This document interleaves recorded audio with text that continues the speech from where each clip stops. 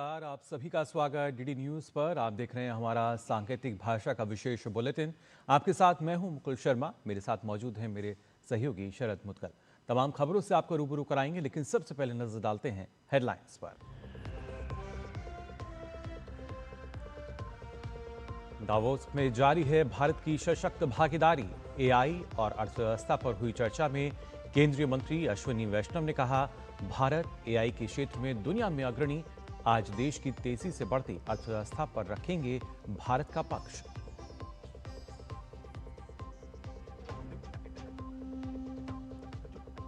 Spain के विदेश मंत्री जोस मैनुएल अल्बेरेस 2 दिवसीय भारत दौरे पर राष्ट्रपति द्रौपदी मुर्मू और विदेश मंत्री डॉक्टर एस जयशंकर से करेंगे मुलाकात।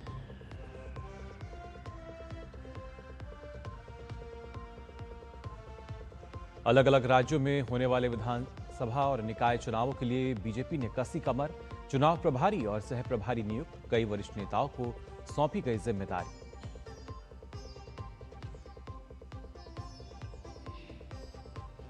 पश्चिम बंगाल में आशा कार्यकर्ताओं का विरोध प्रदर्शन तेज। आज राज्य स्वास्थ्य भवन के सामने विरोध प्रदर्शन की योजना, न्यूनतम भत्ते की है मांग।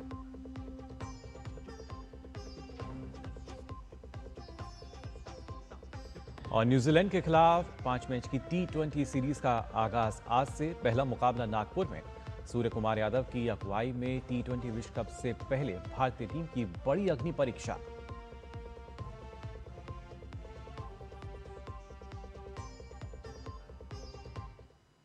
और आइए अब खबरें जान लेते हैं विस्तार से। स्विट्जरलैंड के दावोस में विश्व आर्थिक मंच का वार्षिक सम्मेलन चल रहा है। आज इसका तीसरा दिन है। आज भी यहाँ कई अहम विषयों पर चर्चा होगी। आज क्या भारत विश्व की तीसरी सबसे बड़ी अर्थव्यवस्था बन सकता है, इस विषय पर एक महत्वपूर्ण चर्चा होगी। इस चर्चा में इलेक्ट्रॉनिक्स और सूचना प्रौद्योगिकी मंत्री अश्विनी वैष्णव शामिल होंगे। साथ ही पैनल में कई अंतर्राष्ट्रीय कंपनियों के प्रतिनिधि भी शामिल होंगे।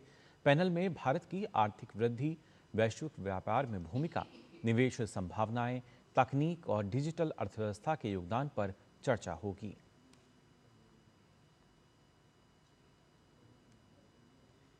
इससे पहले कल केंद्रीय मंत्री अश्विनी वैष्णव ने दावोस में वर्ल्ड इकोनॉमिक फोरम में एआई और अर्थव्यवस्था पर पैनल चर्चा में हिस्सा लिया।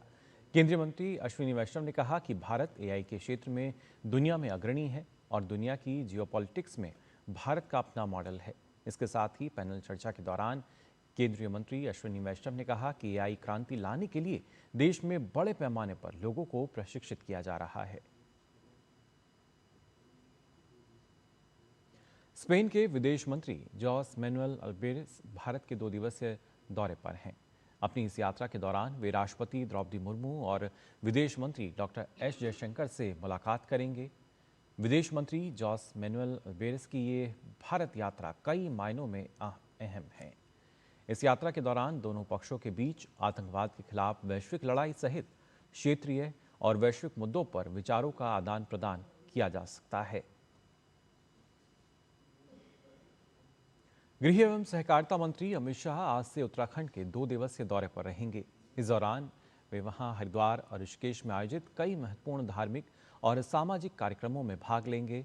उनके इस दौरे को राज्य के लिए काफ़ी खास माना जा रहा है, क्योंकि इसमें स्वास्थ्य, आध्यात्म और सांस्कृतिक विरासत से जुड़े कार्यक्रम शामिल हैं।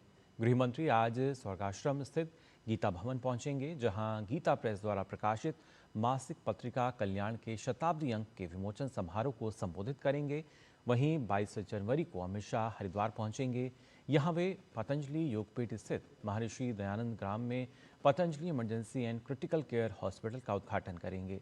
इसके बाद वह हरिद्वार स्थित गायत्री तीर्थ शांति कुंज पहुंचेंगे, जहां वह अखंड ज्योति के दर्शन करेंगे और गायत्री परिवार के सदस्यों से मुलाकात करेंगे।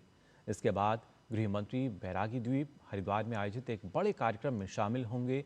इस शताब्दी वर्ष समारोह 2026 में देश विदेश से बड़ी संख्या में श्रद्धालु और गणमान्य लोग शामिल होने आ रहे हैं। बीजेपी ने आने वाले समय में विभिन्न राज्यों में होने वाले विधानसभा और निकाय चुनावों के लिए तैयारियां शुरू कर दी हैं। बीजेपी के नवनियुक्त राष्ट्रीय अध्यक्ष नितिन नवीन ने कई बड़े नामों को अहम जिम्मेदारियां सौंपी हैं। बीजेपी अध्यक्ष ने केरल विधानसभा, बेंगलुरु महानगर निगम चुनाव, तेलंगाना निकाय चुनाव और चंडीगढ़ मेयर चुनाव के लिए प्रभारियों और सह प्रभारियों की नियुक्ति की है। केरल के लिए राष्ट्रीय महासचिव विनोद तावड़े को चुनाव प्रभारी और केंद्रीय मंत्री शोभा करंदलाजे को सह चुनाव प्रभारी बनाया है।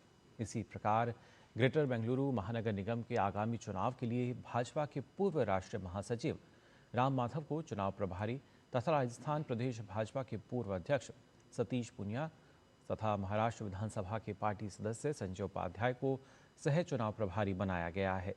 भाजपा ने चंडीगढ़ मेयर के चुनाव के लिए राष्ट्रीय महासचिव विनोद तावड़े को पर्यवेक्षक बनाया है। इसके साथ ही तेलंगाना नगरपालिका और निगम चुनाव के लिए आशीष शेलार को चुनाव प्रभारी बनाया गया है। बात करते हैं पश्चिम बंगाल की, जहां ममता सरकार के खिलाफ आशा वर्कर्स ने मोर्चा खोल दिया है। आशा वर्कर्स अपने न्यूनतम भत्ते को बढ़ाने की मांग को लेकर प्रदर्शन कर रहे हैं। आशा वर्कर्स ने अब स्वास्थ्य भवन के सामने विरोध प्रदर्शन कर आह्वान किया, जिसको देखते हुए बंगाल पुलिस ने स्वास्थ्य भवन के आसपास सुरक्षा कड़ी कर दी है। आरोप लगाए जा रहे हैं कि राज्य के विभिन्न जिलों में आशा कार्यकर्ताओं को पुलिस कोलकाता आने से रोक रही है। आरोप है कि पुलिस रेलवे स्टेशनों पर आशा कार्यकर्ताओं को रोक रही है। पश्चिम बंगाल पुलिस की ओर से आशा कार्यकर्ताओं को स्वास्थ्य भवन जाने से रोकने और स्वास्थ्य भवन को किले में तब्दील करने पर भाजपा नेता शुभेंदु अधिकारी ने निशाना साधा है।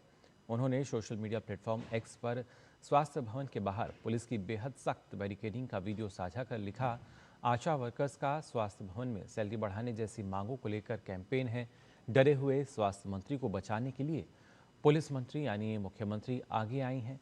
ममता की पुलिस आशा बहनों और दीदियों को रोकने के लिए लोहे की दीवार बना रही है।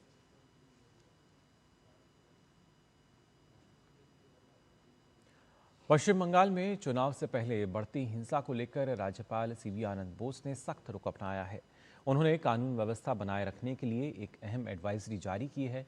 राज्यपाल ने खुफिया तंत्र को मजबूत करने, केंद्र और राज्य एजेंसियों के बीच बेहतर समन्वय और संवेदनशील इलाकों में कड़ी निगरानी पर जोर दिया है।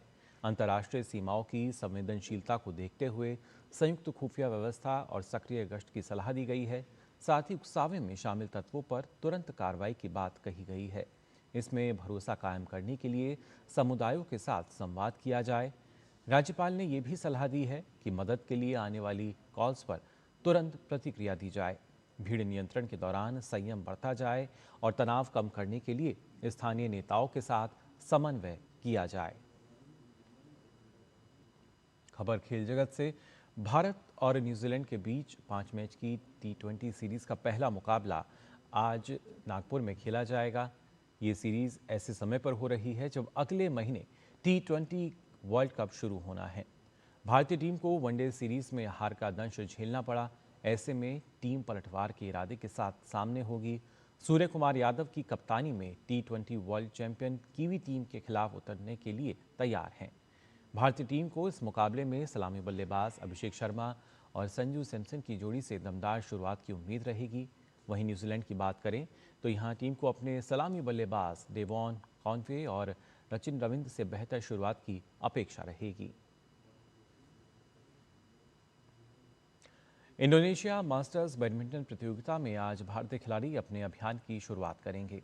पुरुष वर्ग में लक्ष्य सेन पहले दौर के मैच में चीनी ताइपे के वांगजू वेई से भिड़ेंगे। लक्ष्य सेन के अलावा एच.एस. प्रणॉय और किदाम्बी श्रीकांत भी आज भारतीय चुनौती पेश करेंगे। वहीं महिला वर्ग में पीवी सिंधु भारतीय चुनौती की अगुवाई करेंगी। सिंधु पहले दौर के मैच में जापान की मनामी सुइजू से भिड़ेंगी, जो उनसे रैंकिंग में नीचे हैं। सिंधु के अलावा मालविका बंसोड, तन्वी शर्मा भी अपनी चुनौती को सामने रखेंगी। तो फिलहाल के लिए सांकेतिक भाषा के इस विशेष बुलेटिन में बस इतना ही, लेकिन देश और दुनिया की तमाम खबरों के लिए आप देखते रहिए DD न्यूज़।